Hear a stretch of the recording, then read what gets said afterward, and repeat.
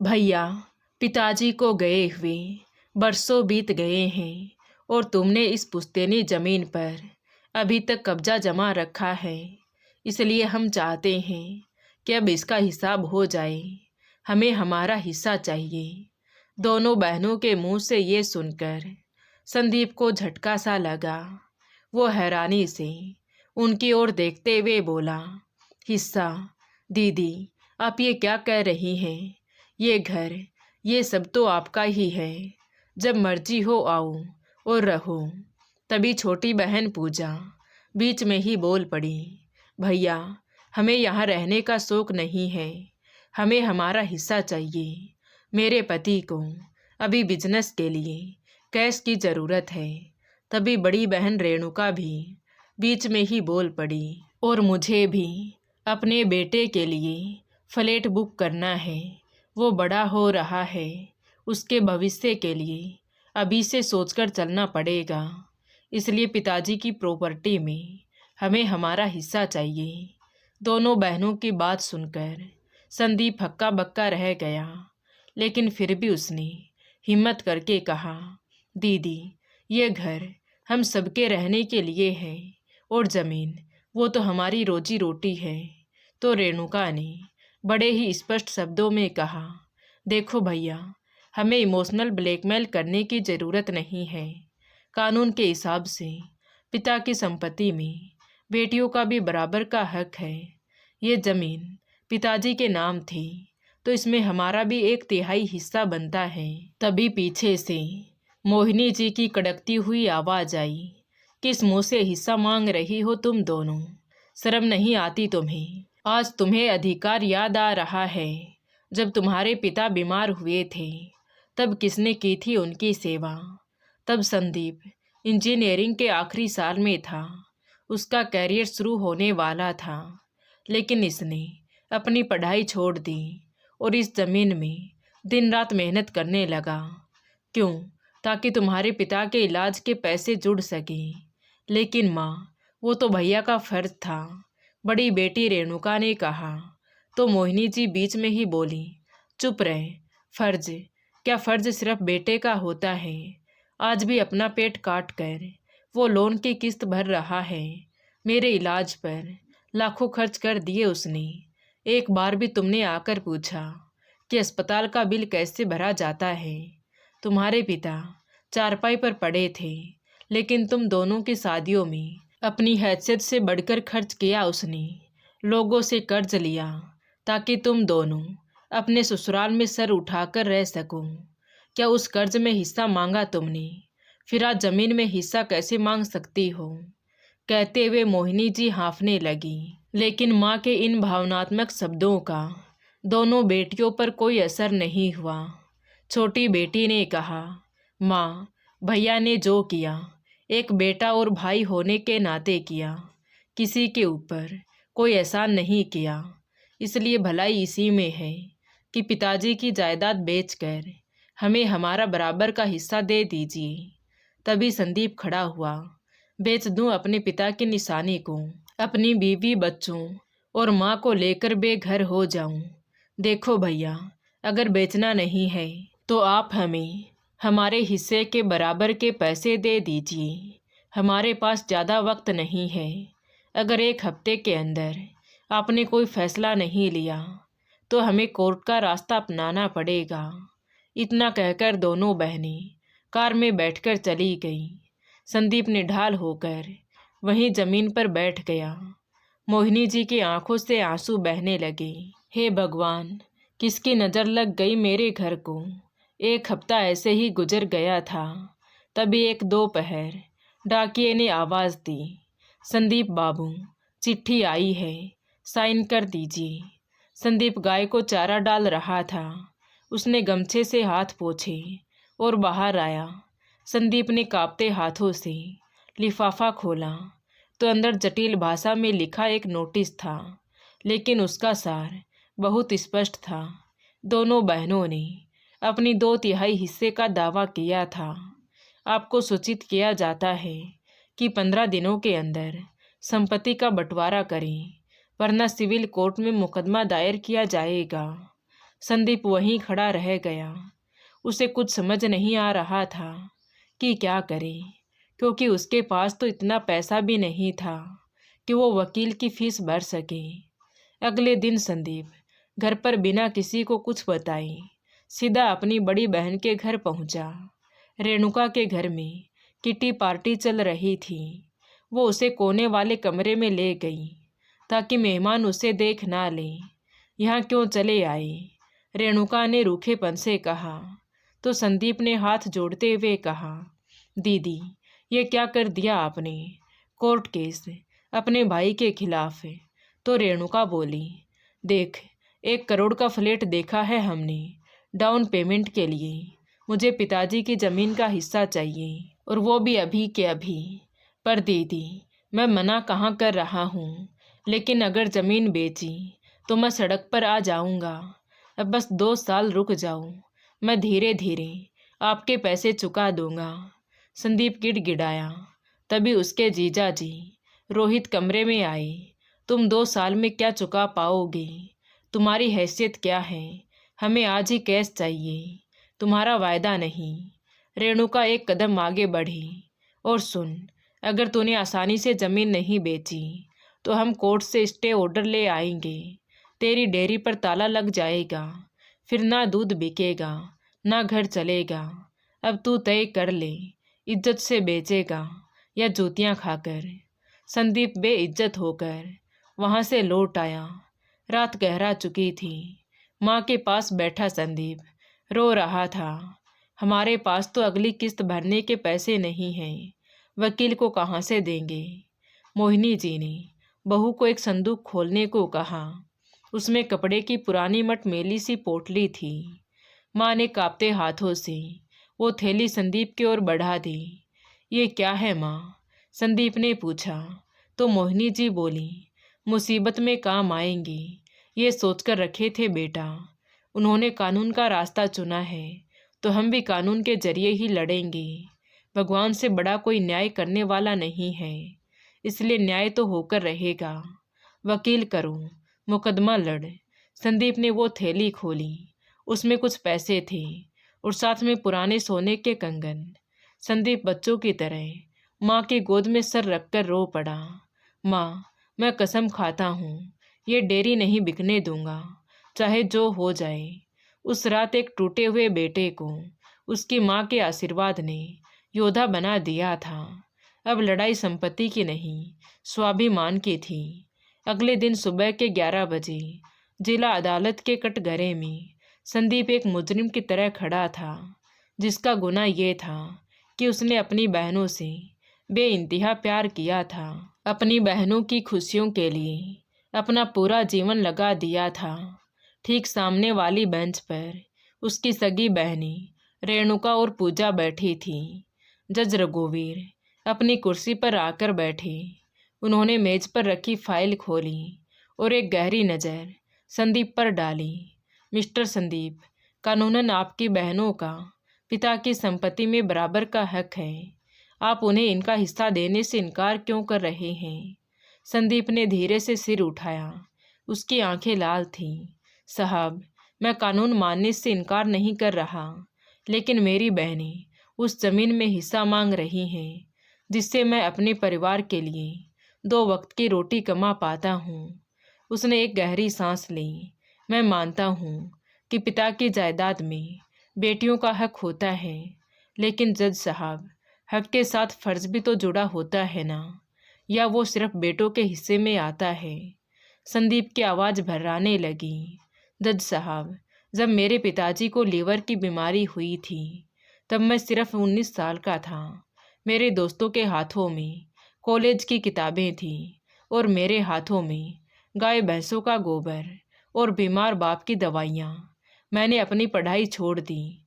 जज साहब, मैंने अपने सपने उस दिन जला दिए जिस दिन पिताजी खांसते हुए खून उगल रहे थे। उसने अपनी बहनों की तरफ देखा, जिन्होंने अपनी नज़रें दूसरी तरफ फेर ली थी। मैंने अपनी जवानी इस डेयरी के कीचड़ में खपा दी ताकि मेरी बहन इज्जत से पढ़ सके। मैंने एक भाई नहीं, एक बाप बनकर अपनी बहनों की शादी की।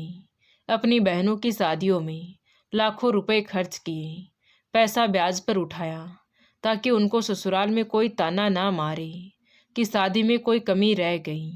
पूरे कोर्ट में सन्नाटा छा गया। संदीप की आवाज़ में सच्चाई नजर आ रही थी। आज भी मैं उस कर्ज की किस्त भर रहा हूँ। मेरी बहनें जिस मकान और डेयरी को बेचना चाहती हैं, वो सिर्फ ईंट पत्थर नहीं है, वो मेरी बीमार माँ और मेरे बच्चों की छत है। अगर वो बिक गया तो मैं अपने परिवार को लेकर कहाँ जाऊँगा। संदीप की आंखों से आंसू बहने लगे। उसकी बातों ने जज साहब को भीतर तक झकझोर दिया। तभी सन्नाटे को चीरते हुए एक तीखी आवाज़ आई। बहनों के वकील मिस्टर सक्सेना बड़े आत्मविश्वास से चलते हुए कटघरे के पास आए।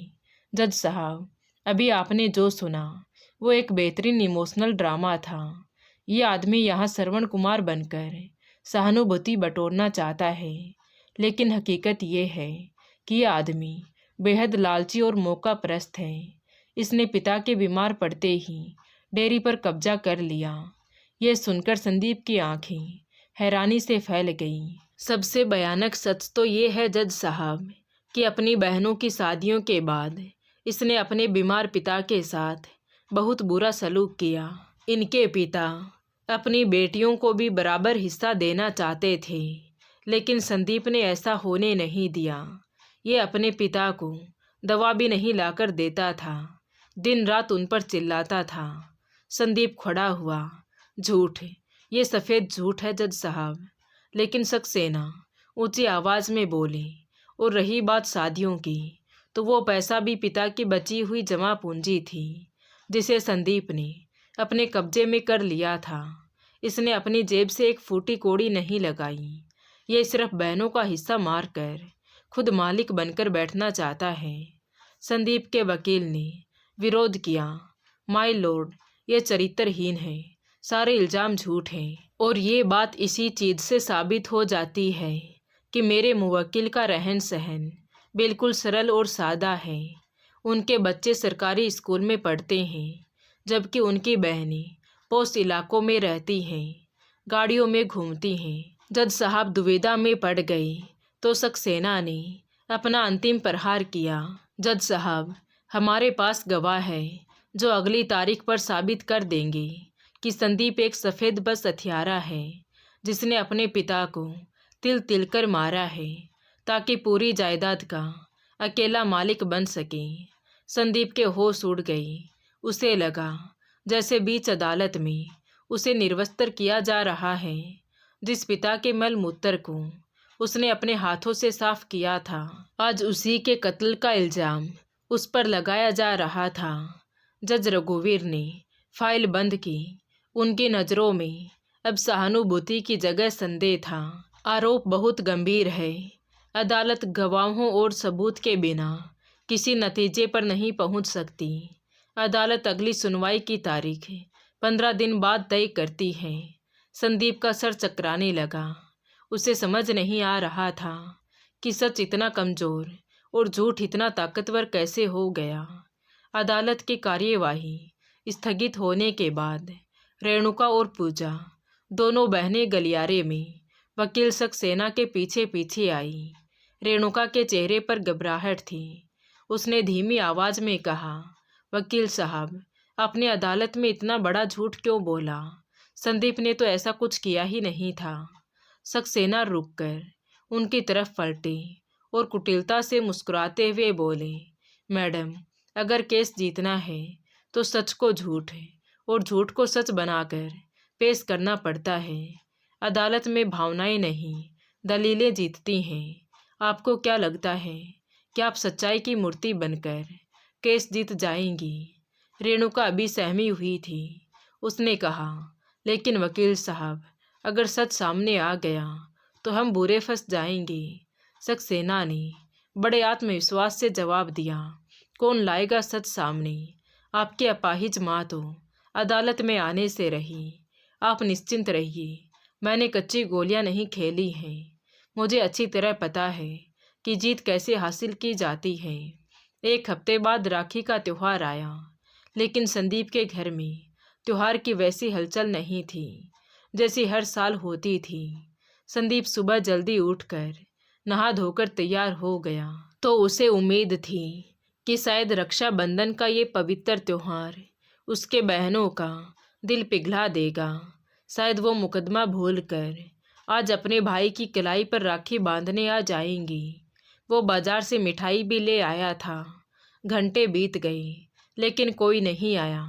शाम हुई तो उनके बेटे मोनू ने संदीप के पास आकर कहा, पापा आज बुआ राखी बांधने नहीं आएगी। तो बेटे के मुंह से ये सुनते ही संदीप की आंखों से झरझर आंसू बहने लगे। उसने कहा, बेटा, जो बहनें पैसे के लालच में मुझे अपने बाप का कातिल कह सकती हैं, क्या वो आज मुझे राखी बांधने आएंगी? मोनू को कुछ समझ नहीं आया। उसके लिए उसके पापा सुपर हीरो थे जो हर मुसीबत को हरा देते थे। आज उस सुपर हीरो को बेबस रोते देख उसकी तो जैसे दुनिया ही हिल गई। वो दौड़कर अंदर गया और अपना गुल्लक लेकर आया। पापा, आप ये हमारी गुल्लक ले लो, इसमें बहुत सारे पैसे हैं। आप ये सारे पैसे बुआ को दे दो और उनसे कहो कि वो आपको और परेशान ना करें और आकर आपको राखी बांध दें। अपने बेटे की बात सुनकर संदीप की रूह कांप उठी। एक तरफ उसकी सगी बहनें थीं जो पैसों के लिए भाई का घर उजाड़ रही थी और दूसरी तरफ ये मासूम बच्चा था जो अपने पिता के एक मुस्कान के लिए अपना सबसे बड़ा सपना, अपनी साइकिल कुर्बान करने को तैयार था। संदीप ने अपने बेटे को अपनी बाहों में ले लिया। वो अपनी किस्मत पर रो रहा था। 15 दिन बाद अदालत की कार्यवाही फिर से शुरू हुई। आज रेणुका के चेहरे पर एक ऐसी चमक थी जैसे आज वो सब कुछ खत्म करके ही दम लेंगी। वकील सक्सेना सामने आई। जज साहब, पिछली बार प्रतिवादी संदीप ने अपनी मजबूरी और सेवा का बहुत बड़ा सवांग रचा था, लेकिन आज मैं इस कोर्ट के सामने वो गवाह पेश करूंगा जो संदीप के इस श्रवण कुमार वाले नकाब को पूरी तरह उतार देगा। सक्सेना ने पीछे मुड़कर देखा और जोर से पुकारा, मिस्टर मिश्रा जी, कटघरे में आए। पड़ोसी मिश्रा जी धीरे धीरे चलते हुए कटघरे में आए। ये वही मिश्रा जी थे जिनकी दीवार संदीप के घर से सटी थी। संदीप ने उन्हें देखते ही हाथ जोड़े, पर मिश्रा जी ने संदीप की ओर एक जहरीली नज़र डाली।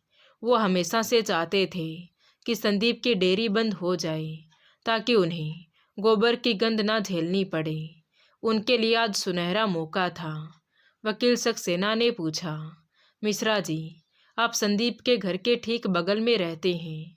इनके पिता की बीमारी के दौरान आपने क्या क्या देखा और सुना? क्या संदीप सच में उनकी सेवा करता था? तो मिश्रा जी ने जज साहब की ओर देखकर बोलना शुरू किया, साहब, जो मैं आज कहूँगा सच कहूँगा। ये संदीप ऊपर से जैसा दिखता है ना, वैसा है नहीं।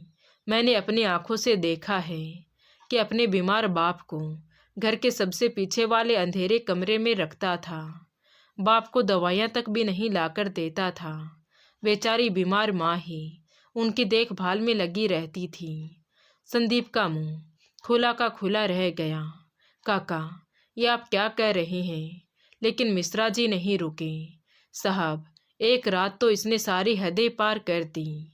इसके पिताजी खांस रहे थे और इसे नींद नहीं आ रही थी। मैंने खुद सुना था, ये अपने बाप पर चीख रहा था, बूढ़े, तू मरता क्यों नहीं? कब तक मेरा खर्चा बढ़ाएगा?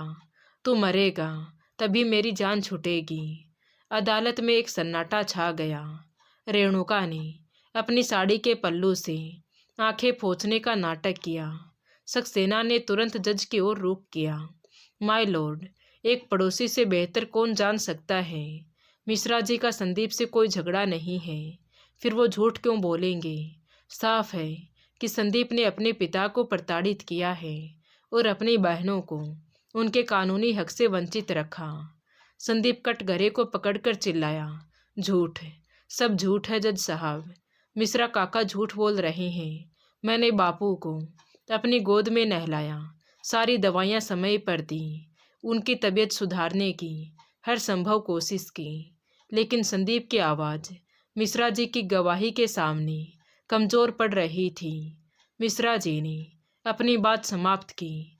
इसके पिताजी तो अपनी वसीयत लिखवाना चाहते थे, लेकिन संदीप ने उन्हें ऐसा करने नहीं दिया। बहुत गहरी साजिश रची है इसने। जज साहब अब संदीप को संदेह की दृष्टि से देख रहे थे। एक स्वतंत्र गवाह, वो भी पड़ोसी, अगर ऐसी बात कह रहा है तो उसे नज़रअंदाज नहीं किया जा सकता था। जज साहब ने सख्त लहजे में संदीप को देखा। अगर सच में आपने स्वर्गीय पिता के साथ क्रूरता की है तो संपत्ति का अधिकार तो भूल जाइए, आप पर मुकदमा भी चलाया जा सकता है। जज साहब ने हथौड़ा उठाया। अदालत इस मामले की अगली सुनवाई के लिए फिर से 15 दिन का समय देती है। अदालत की कार्यवाही स्थगित हो गई। संदीप बेजान सा कटघरे में खड़ा रह गया।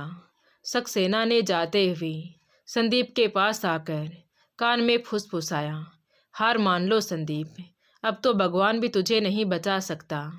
एक और रेणुका और पूजा को अपनी जीत पक्की लग रही थी। दूसरी ओर संदीप बुरी तरह से टूट चुका था, लेकिन सबकी सोच से परे जज साहब के दिमाग में कुछ और ही चल रहा था, जिससे सब अनजान थे। संदीप बेबस और निराश होकर घर लौट आया। उसी शाम संदीप रोज की तरह अपनी बाइक पर घरों में दूध देने के लिए निकला। घर के आंगन में सन्नाटा था। नीचे जमीन पर बैठी उसकी पत्नी रचना अपनी सास मोहिनी जी के पैरों पर तेल की मालिश कर रही थी। तभी गेट पर एक दस्तक हुई। सामने 40-45 साल का एक व्यक्ति खड़ा था। साधारण पैंट शर्ट और हाथ में एक काली डायरी। ये जांच अधिकारी अरविंद वर्मा थे, जिन्हें जज रघुवीर साहब ने मामले की वास्तविक स्थिति समझने के लिए अदालत की ओर से गोपनीय रूप से जानकारी इकट्ठा करने की जिम्मेदारी दी थी। लेकिन सच बिना किसी झिझक के सामने आए, इसलिए अरविंद वर्मा को आदेश दिया गया था कि वो अपनी असली पहचान जाहिर किए बिना सारी तफ्तीश करें। जी किससे मिलना है? रचना ने खड़े होकर झिझकते हुए पूछा। तो अरविंद ने बहुत ही भरोसेमंद आवाज में कहा, मैं एक वकील हूँ। संदीप ने मुझसे केस के विषय में मदद मांगी थी, इसलिए मैं केस की गहराई समझने आया हूँ। रचना ने जल्दी से एक कुर्सी लाकर आंगन में रख दी। आइए वकील साहब, वो तो अभी नहीं आए हैं, लेकिन आप बैठिए। अरविंद वर्मा कुर्सी पर बैठे, मोहिनी जी की तरफ देखा और बड़े अपनत्व से बोले, माता जी कैसी तबीयत है आपकी? बड़ी तकलीफ होती होगी इस उम्र में। मोहिनी जी ने एक कमज़ोर सी मुस्कान दी। तकलीफ तो है साहब, शरीर ने साथ छोड़ दिया है, लेकिन भगवान का शुक्र है कि औलाद ने साथ नहीं छोड़ा। जहां आजकल लोग बीमार बुजुर्गों को घर के किसी कोने में कूड़े की तरह फेंक देते हैं, वहां मेरा बेटा और बहू मुझे पलकों पर रखते हैं। मोहिनी जी ने रचना की तरफ स्नेह भरी नज़र डाली। ये मेरी बहू है वकील साहब, दिन भर मेरे खाने पीने, दवाइयाँ और साफ सफाई में लगी रहती है। ऐसी औलाद तो बड़े नसीब वालों को मिलती है। अरविंद वर्मा ये सुनकर हैरान रह गई, लेकिन चुपचाप अपनी डायरी में एक एक बात नोट करने लगे। तभी उनकी नज़र सामने दीवार पर लगी राम कैलाश जी की तस्वीर पर गई। ये मिस्टर संदीप के पिताजी होंगे शायद, उन्होंने पूछा। तो मोहिनी जी की आंखों में एक नमी तैर गई। हाँ वकील साहब, बरसों बीत गए उन्हें स्वर्ग सिधारे हुए। अरविंद वर्मा ने धीरे से पूछा। सुना है लंबी बीमारी थी। हाँ, लीवर की बीमारी थी। 5 साल बिस्तर पर ही पड़े रहे थे। बहुत तड़पे थे बेचारे। संदीप ने उनकी खूब सेवा की थी। रात रात भर उनके पास बैठा रहता था। पहले बाप की सेवा की, अभी अपाहिज माँ की कर रहा है। शायद उस बेचारे के नसीब में सिर्फ सेवा ही लिखी है। एक एक बात अरविंद वर्मा अपनी डायरी में दर्ज करते जा रहे थे। अब वो असल मुद्दे पर आए और गंभीर होकर पूछा, तो फिर ऐसी नौबत क्यों आ गई कि बहनों को अपने भाई पर ही केस करना पड़ा? ये सुनते ही मोहिनी जी का चेहरा गुस्से और दुख से तमतमा गया। क्या बताऊं वकील साहब, आज की दुनिया में पैसा रिश्तों से भी बढ़कर हो गया है। जब उसके पिता बीमार पड़ गए थे तो मेरा बेटा सिर्फ 19 साल का था। उसने अपनी पढ़ाई छोड़ दी, अपने सपने छोड़ दिए ताकि दोनों बहनें पढ़ सकें। अपनी बहन रेणुका की शादी में 12 लाख रुपए लगाए। छोटी बहन पूजा की शादी में 15 लाख रुपए खर्च किए। कहते हुए मोहिनी जी ने अपनी बहू की कलाई पकड़कर अरविंद वर्मा के सामने कर दी। जरा देखिए साहब, मेरी बहू के हाथ, इसमें सिर्फ कांच की चूड़ियां हैं। मेरी छोटी बेटी का बच्चा बीमार हुआ था और उसने अपने भाई से पैसों की मदद मांगी थी। मेरी बहू ने बीमार बच्चों के इलाज के लिए अपने सुहाग के कंगन उतार कर दे दिए थे, जो आज तक गिरवी पड़े हैं। लेकिन मेरी दोनों बेटियों के हाथों में सोने के मोटे कंगन हैं। अरविंद वर्मा अब सब कुछ समझने लगे थे। माँ का स्वर और ऊंचा हो गया। मेरी बड़ी बेटी रेणुका के पति को जब घाटा हुआ था तो संदीप ने कर्ज उठाकर उन्हें पैसे दिए थे और उस कर्ज की आखिरी 2 किस्तें अब भी बाकी हैं। मेरी बीमारी पर लाखों खर्च हो चुके हैं, पर मेरी बेटियां एक बार भी ये पूछने नहीं आई कि माँ जिंदा भी है या मर गई, और आज उन्हें हिस्सा चाहिए। मोहिनी जी की आंखों से आंसुओं का सैलाब बह रहा था। उन्होंने अपने कांपते हुए हाथ बड़ी मुश्किल से जोड़ने की कोशिश की। उनकी आंखों में एक माँ की पीड़ा साफ दिख रही थी। वो रोते हुए बोली, वकील साहब, मैं एक माँ होकर आपसे भीख मांगती हूँ, मेरे बेटे को बचा लो। वो बहुत सीधा है, वो उन चालाक वकीलों से नहीं जीत पाएगा। अगर ये छत छीन गई तो हम कहाँ जाएंगे? साहब, मेरे जीते जी मेरे बेटे को बेघर मत होने देना, उसे इंसाफ दिला दो।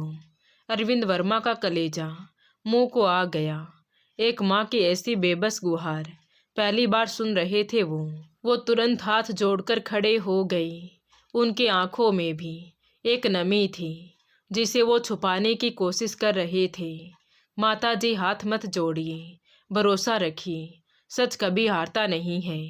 इतना कहकर वो तेजी से बाहर निकल गई। अगले 15 दिन बाद अरविंद वर्मा द्वारा सौंपी गई रिपोर्ट के हर पन्ने को पढ़ते हुए जज साहब का दिल जैसे और भारी होता जा रहा था। उन्होंने फाइल बंद की तो आंखें कुछ पल के लिए झुक गई। कानून की कुर्सी पर बैठा इंसान भी तो आखिर इंसान ही होता है। अदालत की कार्यवाही शुरू हुई। संदीप कटघरे में खड़ा था, चेहरा उतरा हुआ, आंखें धसी हुई और शरीर जैसे थक कर चूर हो चुका था। वकीलों की रोज रोज की फीस और कोर्ट के चक्रों ने उसे आर्थिक और मानसिक रूप से तोड़ दिया था।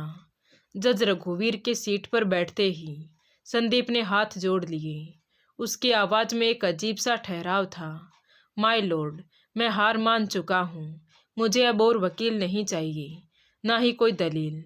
मेरी बहनें जो मांग रही हैं मैं उन्हें देने को तैयार हूँ। मैं घर और डेयरी सब उनके नाम कर दूंगा।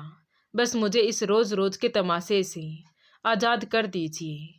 ये सुनते ही रेणुका और पूजा के चेहरों पर मुस्कान छा गई। वकील सक्सेना ने कुर्सी से उछलकर कहा, जज साहब, जब प्रतिवादी खुद ही तैयार है तो अब देरी कैसी? कृपया तुरंत बंटवारे का आदेश जारी करें। जज रघुवीर ने चश्मा उतारा और बोले, सक्सेना जी, अदालत सिर्फ दलीलों पर नहीं चलती। पिछले हफ्ते इसकी एक सीक्रेट इंस्पेक्शन हुई थी ताकि पूरा सच अदालत के सामने आ सके। कोर्ट रूम में सन्नाटा छा गया। रेणुका और पूजा के चेहरे पर हवाइयाँ उड़ने लगीं। फटी आंखों से वो एक दूसरे को देखने लगीं। तभी जज आगे बोले, उस सीक्रेट इंस्पेक्शन में सामने आया है कि श्रीमती रेणुका और पूजा और उनके वकील मिस्टर सक्सेना द्वारा इस अदालत में झूठे गवाह पेश किए गए हैं और जिस भाई पर सब कुछ हड़पने का आरोप लगाया जा रहा है वो साक्षात देवता है। ये सुनकर संदीप हैरान रह गया। उसे भी नहीं मालूम था कि ये इंस्पेक्शन हुई कब थी। जज ने आगे कहा, जहाँ लोग बीमार माँ बाप को बोझ समझकर छोड़ देते हैं, वहाँ संदीप और उसकी पत्नी अपनी लाचार माँ की सेवा किसी भगवान की तरह कर रहे हैं। इसलिए मेरे नज़रिए से संदीप की बहनों का इस संपत्ति पर कोई नैतिक हक नहीं बनता। यह सुनते ही अदालत में हलचल मच गई। विपक्षी वकील तुरंत खड़ा हुआ। Objection my Lord, mister Sandeep खुद तैयार है हिस्सा देने को, और कानून के नज़रिए से भी। वकील की बात को काटते हुए जज साहब की आवाज़ गरजी, मिस्टर सक्सेना, मैं कानून को आपसे बेहतर जानता हूँ। हाँ, कानून बेटियों को उनके पिता की संपत्ति में हक देता है, लेकिन क्या कानून ये भी नहीं कहता कि जो व्यक्ति अपने कर्तव्यों से मुंह मोड़ ले उसे अधिकार पाने का हक नहीं है। उन्होंने आगे कहा, इस आदमी ने अपनी पूरी जिंदगी अपनी बहनों पर लुटा दी, अपनी पढ़ाई छोड़ी, अपने सपने छोड़े, अपना भविष्य छोड़ा ताकि उसकी बहनें पढ़ सकें और आगे बढ़ सकें। उसने उनकी शादी में लाखों रुपए खर्च किए, उनकी हर तकलीफ में उनकी मदद की, और आज वही बहनें अपने भाई को बर्बाद करने पर तुली हुई हैं। जज साहब का स्वर सख्त हो गया। उन्होंने रेणुका और पूजा की ओर देखकर कहा, क्या संदीप ने आर्थिक तंगी के बावजूद आपके बेटे के ऑपरेशन के लिए पैसे नहीं दिए थे? क्या उसने अपनी पत्नी के गहने गिरवी नहीं रखे थे? और रेणुका जी, क्या उसने आपके पति के डूबते बिजनेस को बचाने के लिए खुद कर्ज का पहाड़ नहीं बना? रेणुका और पूजा के चेहरे सफ़ेद पड़ गए। अदालत आपसे जवाब चाहती है, जज साहब ने कड़कती आवाज़ में कहा। क्या आपके भाई ने आपके लिए ये सब किया या नहीं? हाँ जज साहब, रेणुका और पूजा ने कांपती हुई आवाज़ में कहा। तो जज साहब कठोरता से बोले, और वो कर्ज आज भी संदीप के सर पर है, और आप दोनों यहाँ संपत्ति के हिस्से की बात कर रही हैं। शर्म आनी चाहिए आप लोगों को। वकील सक्सेना ने स्थिति संभालने की कोशिश की, लेकिन माय लॉर्ड, कानून के अनुसार बेटियों का बराबर हिस्सा बनता है। जज साहब ने मेज पर हाथ मारा। मिस्टर सक्सेना, कानून सिर्फ अधिकार नहीं, न्याय की रक्षा के लिए बना है। लेकिन फिर भी अगर मिस्टर संदीप चाहते हैं तो अदालत बंटवारे की स्वीकृति देता है, लेकिन एक शर्त पर। दोनों बहनों ने हैरानी से देखा तो जज साहब ने मुस्कुराते हुए कहा, क्योंकि आप दोनों ये मानती हैं कि पैतृक संपत्ति में बेटियों का हक मिलना अनिवार्य है, चाहे भाई की स्थिति कैसी भी हो, तो न्याय के सिद्धांत के अनुसार ये नियम आप पर भी लागू होता है। और ये ऑर्डर जारी करने से पहले मुझे आपके पतियों के हस्ताक्षर वाला एक हेल्पनामा चाहिए, जिसमें ये लिखा होना चाहिए कि जिस दिन आपको आपके मायके से हिस्सा मिलेगा, ठीक उसी दिन आपके पति अपनी सारी पैतृक संपत्ति का बराबर का हिस्सा अपनी बहनों यानी आपकी नंदों को नगद या जमीन के रूप में देंगे। कोर्ट में सन्नाटा छा गया। जज साहब ने आगे कहा, और सुनिए, उस दिन आपकी नंदों को कोर्ट में हाजिर होना होगा। मैं खुद देखूंगा कि जैसे आप अपने भाई से हक ले रही हैं, वैसे ही आप अपनी नंदों को उनका हक अपनी ससुराल की जायदाद से दिलवा रही हैं या नहीं। आखिर कानून तो सबके लिए एक ही है ना। आपको सिर्फ लेने वाला कानून नहीं, बल्कि देने वाला भी मानना पड़ेगा। ये सुनते ही रेणुका और पूजा के पतियों के पसीने छूट गए, जो अब तक पीछे की बेंच पर बैठे मुस्कुरा रहे थे। अब उनकी जायदाद बट गई तो वो कहीं के नहीं रहेंगे। उनके करोड़ों का शोरूम और आलीशान मकान सब दांव पर लग जाएगा। रेणुका के पति ने तुरंत अपनी पत्नी का हाथ खींचा और फुसफुसाया, ये क्या मुसीबत है, मेरी चारों बहनों को हिस्सा देना पड़ा तो हम सड़क पर आ जाएंगे। अभी के अभी केस वापस लो। तभी जज साहब ने पूछा, तो क्या चाहते हैं आप लोग? क्या मैं अगली तारीख दूं ताकि आप अपनी ननद को बुला सकें? रेणुका और पूजा, जो अब तक शेरनी बनी हुई थी, अब भीगी बीली बन चुकी थी। उन्हें समझ आ गया था कि दूसरों का घर तोड़ना आसान है, लेकिन जब बात अपने घर पर आती है तो नानी याद आ जाती है। रेणुका कांपती आवाज़ में बोली, नहीं जज साहब, हमें कोई हिस्सा नहीं चाहिए। उसके पति ने तुरंत उसका हाथ पकड़ा और दोनों बाहर जाने लगे। पूजा ने भी सर झुका लिया। हम अपना केस वापस लेते हैं। उसका पति भी खड़ा हो गया। चलो यहाँ से, हमें कोई हिस्सा नहीं चाहिए। रुक जाइए, जज की आवाज़ गूंजी। अदालत को मजाक समझ रखा है क्या? जब मन किया इल्ज़ाम लगाया और जब अपनी बारी आई तो भाग खड़े हुए। आपने अदालत को गुमराह किया और देवता समान भाई पर झूठे इल्ज़ाम लगाए और अदालत का कीमती समय बर्बाद किया। इस जुर्म में अदालत आप दोनों पर 20 लाख का जुर्माना लगाती है, जो 7 दिन के अंदर संदीप को हर्जाने के तौर पर दिया जाएगा। और मिस्टर सक्सेना, अदालत को गुमराह करने के जुर्म में आपको वकालत करने से 3 महीने के लिए सस्पेंड किया जाता है। इसके बाद कभी दोबारा ऐसा हुआ तो आपका वकालत का लाइसेंस हमेशा के लिए रद्द कर दिया जाएगा। अदालत का फैसला सुनकर दोनों बहनों की हालत ऐसी हो गई जैसे काटो तो खून नहीं, और उनके पतियों को तो जैसे सांस आनी ही बंद हो गई थी। उन्होंने सपने में भी नहीं सोचा था कि उन्हें लेने के देने पड़ जाएंगे। पूरा कोर्ट तालियों की गड़गड़ाहट से गूंज उठा। संदीप के आंखों से आंसू बह रहे थे। जज साहब ने संदीप की ओर देखकर मुस्कुराते हुए कहा, संदीप जी, जाइए, अपनी डेयरी संभालिए, अपनी माँ और बीवी बच्चों का ख्याल रखिए। आज के बाद आपकी बहनें आपको परेशान नहीं करेंगी। आज संदीप जब कोर्ट से बाहर निकला तो उसका सर गर्व से ऊंचा था। वहीं उसकी बहनें जमीन में गड़ी जा रही थी। वो बिना नज़र मिलाए चोरों की तरह अपनी कार में बैठकर निकल गई। तो दोस्तों, जज साहब का फैसला आपको कैसा लगा? अपनी राय कमेंट बॉक्स में ज़रूर बताएं। और कहानी अच्छी लगी हो तो प्लीज़ वीडियो को लाइक करें, शेयर करें और हमारे चैनल कहानी विद देवांशी को सब्सक्राइब ज़रूर करें। Thank you.